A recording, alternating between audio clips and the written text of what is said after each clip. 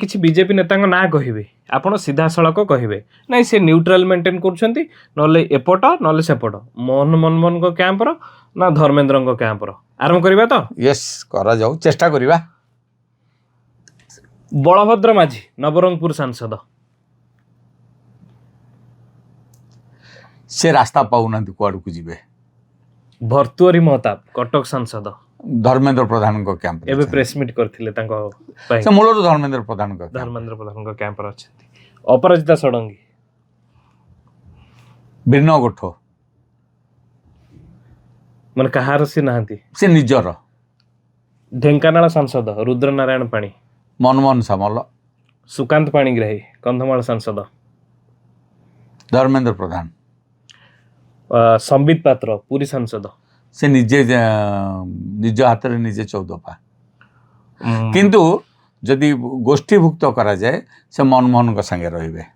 ପ୍ରଦୀପ ପୁରୋହିତ ଧର୍ମେନ୍ଦ୍ର ପ୍ରଧାନ ପୃଥ୍ୱୀରାଜ ହରିଚନ୍ଦନ ଧର୍ମେନ୍ଦ୍ର ପ୍ରଧାନ ରବି ନାୟକ एकदम गोटापणे धर्मेन्द्र प्रधान ସୁରେଶ ପୂଜାରୀ सुरेश पूजारी से संगठन सहित रहिबे। ଆମର ଆଉ ଜୁଏଲ ରାମ जुएल ओराम से जुएल से निजे जोटी ठियाले सेटा गोटे गोष्ठी ତାଙ୍କର କାହା ଭିତରେ ଏମିତି दुनिया भासी जाऊ से निजे मस्त से पर्यंत देखिछ कौन सी दलीय सांगठनिक विवाद रे पड़िवार तुम देखिछ ନା ନା ନା रादर से जेते बेले राज्य सभापति थिले राज्य रे मेंट सरकार हेतिला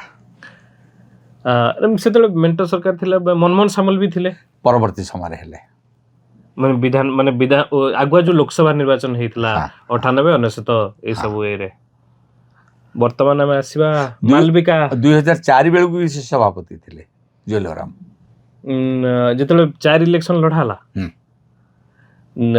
ଇଏ ବର୍ତ୍ତମାନ ମାଲବିକା ଦେବୀ କାହା କ୍ୟାମ୍ପରେ ଅଛନ୍ତି से मालविका देवी वर्तमान अछंती संगीता सिंहदेव कैंप रे। संगीता सिंहदेव बीजेपी ଗୋଟେ କ୍ୟାମ୍ପ ହେଇଗଲାଣି से कौन सी कैंप को जानी से महारानी ये महारानी कि से महारानी से दिन को गोटे अच्छा केबी सिंहदेव तांको କ୍ୟାମ୍ପରେ ଅଛନ୍ତି ନା ନାହିଁ संगीता सिंहदेव कैंप रे सेटा से कहि परिबे।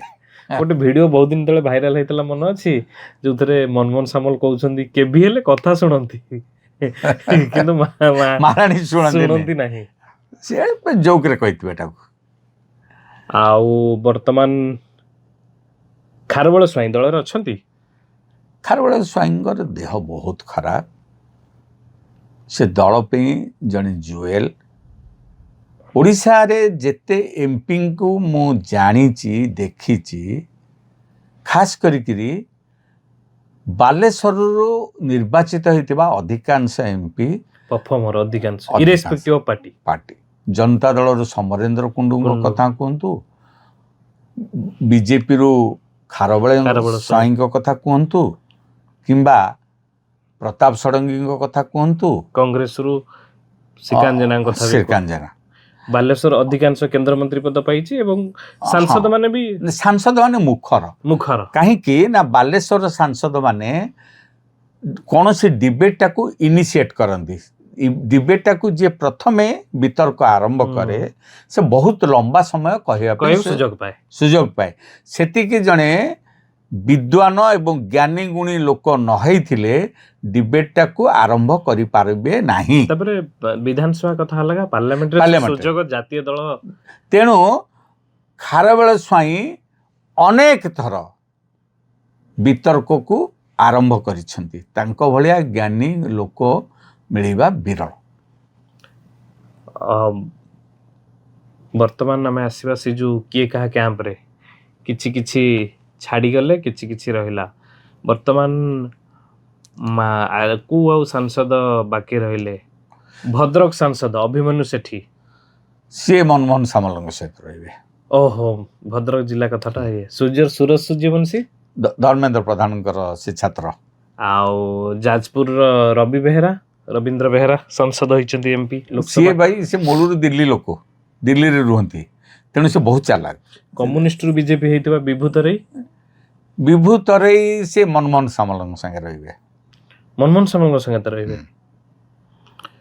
ଆଉ ଗୋଲକ ମହାପାତ୍ର, ସେ ଧର୍ମେନ୍ଦ୍ରଙ୍କ କ୍ୟାମ୍ପରେ, ସମୀର ମହାନ୍ତି, ଧର୍ମେନ୍ଦ୍ରଙ୍କ କ୍ୟାମ୍ପରେ, ଦିଲ୍ଲୀପ ମହାନ୍ତି, ମନମୋହନ ସାମଲଙ୍କ କ୍ୟାମ୍ପରେ, ମନୋଜ ମହାପାତ୍ର ବରିରୁ ଯିଏ ଆସିଛନ୍ତି ସିଏ ବି ମନମୋହନ ସାମଲଙ୍କ କ୍ୟାମ୍ପରେ। ମନମୋହନ ସାମଲଙ୍କ କ୍ୟାମ୍ପରେ। ଠିକ ଅଛି, ପ୍ରଥମ କଥା ହଉଛି ଯଦି ଆମେ ଭାରତୀୟ ଜନତା ଆପଣ ପାର୍ଟିର ଯେତିକି କହିଲେ ମୁଁ ଭାବିଲି ଯେ ଧର୍ମେନ୍ଦ୍ରଙ୍କ କ୍ୟାମ୍ପ ସଂଖ୍ୟାଟା ଟିକେ ଅଧିକ ହେଇଗଲା। ବିଧାୟକ ମାନଙ୍କ ମଧ୍ୟରୁ ଅଧିକାଂଶ ହେଉଛନ୍ତି ଧର୍ମେନ୍ଦ୍ରଙ୍କ ସମର୍ଥକ, ମନ୍ତ୍ରୀମାନଙ୍କ ମଧ୍ୟରୁ 3-4 ଜଣଙ୍କୁ ଛାଡ଼ିଦେଲେ ଅନ୍ୟମାନେ ପ୍ରାୟ 10 ଜଣ ହେଉଛନ୍ତି ଧର୍ମେନ୍ଦ୍ରଙ୍କ ସମର୍ଥକ। ତା କାରଣ ହେଉଛି ନିର୍ବାଚନ ବେଳେ ଧର୍ମେନ୍ଦ୍ରଙ୍କ କଥା ବେଶୀ ରହିଥିଲା। ରାଜ୍ୟରେ ପ୍ରଭାବଶାଳୀ ଥିଲା, ତେଣୁ ତାଙ୍କ ସମର୍ଥକମାନେ ଅଧିକାଂଶ ଟିକେଟ୍ ପାଇଥିଲେ ଆଉ ଅଧିକାଂଶ ମଧ୍ୟ ଜିତିଛନ୍ତି। ଆଉ ତା ଭିତରୁ ଅଧିକ ହେଉଛନ୍ତି ତାଙ୍କ ସମର୍ଥକ ମନ୍ତ୍ରୀ ଆଉ ବିଧାୟକ। ଜିଲ୍ଲା ସଭାପତି ମାନେ କାହାର ଅଧିକ? ଏବେ ମୁଁ ଜିଲ୍ଲା ସଭାପତିମାନଙ୍କୁ ବିଶେଷ ଭାବରେ ଜାଣିନି, ତେଣୁ କହିବାଟା କଠିନ ହେବ। ଧର୍ମେନ୍ଦ୍ର ପ୍ରଧାନ ଯେତେବେଳେ ବୁଲିବେ, ଧର୍ମେନ୍ଦ୍ରଙ୍କର ଗୋଟେ ନିଜସ୍ୱ ଗୋଷ୍ଠୀ ଅଛି, ୟେସ୍, ତାଙ୍କୁ ସଦାବେଳେ ସ୍ୱାଗତ କରନ୍ତି। ସେ ହଁ। ପୁରୀ ଯାଆନ୍ତୁ, ଢେଙ୍କାନାଳ ଯାଆନ୍ତୁ, ଯୁଆଡେ ଯୋଉଠି ଯାଆନ୍ତୁ, ମାନେ ଓଡ଼ିଶାର ବାଟରେ- କୋଣ ଅନୁକୋଣରେ ବାଟରେ ଅଟକିକି ତାଙ୍କର ତାଙ୍କୁ- ସଂଗଠନ ଅଛି। ମୁଁ ତୁମକୁ ଗୋଟେ କଥା କହିବି ଚିଦାନନ୍ଦ, 2009 ମସିହାରେ ଯେତେବେଳେ ଧର୍ମେନ୍ଦ୍ର ପ୍ରଧାନ ବିଧାନସଭାରୁ ହାରିଲେ ପାଲହଡ଼ାରୁ ପାଲହଡ଼ାରୁ, ତାପରେ ସେ ଓଡ଼ିଶାରେ ରହିଲେ ନାହିଁ, ସେ କେନ୍ଦ୍ରୀୟ ରାଜନୀତିକୁ ପଳେଇଲେ।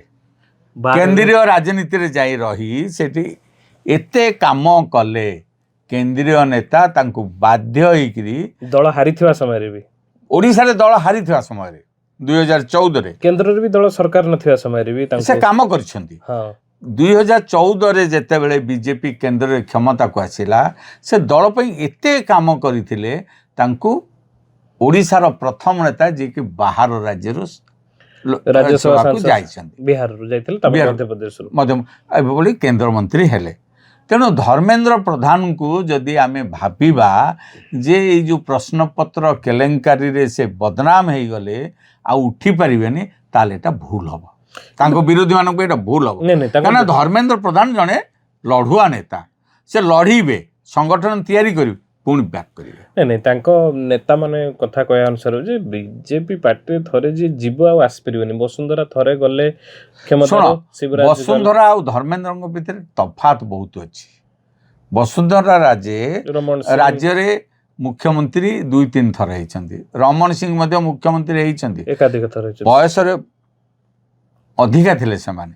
ଧର୍ମେନ୍ଦ୍ର ଏବେ 60 ପାଖାପାଖି, 58 ପାଖାପାଖି ହେବେ, ସେ ଆହୁରି 10 ବର୍ଷ ଦଳ ପାଇଁ ସକ୍ରିୟ ଭାବରେ କାମ କରିପାରିବେ, ଉପଯୋଗୀ ହୋଇପାରିବେ। ବିଜେପି ରାଜନୀତିରେ ଯିଏ ଜଣେ ମନ୍ତ୍ରୀ ହେଲା ଯେ ଆମେ ଭାବିବା ଯେ ସେ ସବୁଠୁ ଅଧିକ ପ୍ରଭାବଶାଳୀ, ଏହା ଭୁଲ। ବିଜେପି ରାଜନୀତିରେ ଯିଏ ସଂଗଠନ କଥା ବୁଝେ, ସେ ଲୋକଟା ଅଧିକ ପ୍ରଭାବଶାଳୀ ହୁଏ। ତେଣୁ ଯେ ଧର୍ମେନ୍ଦ୍ର ପ୍ରଧାନ ଯଦି ମନ୍ତ୍ରୀ ପଦରୁ ଗଲେ, ଯଦି ତାଙ୍କୁ ସଂଗଠନ ଦାୟିତ୍ୱ ଦିଆଯାଏ, ସେ ଅତ୍ୟଧିକ ପ୍ରଭାବଶାଳୀ ହେବେ, ଏଟା ବି ମନେ ରଖିବା ଉଚିତ।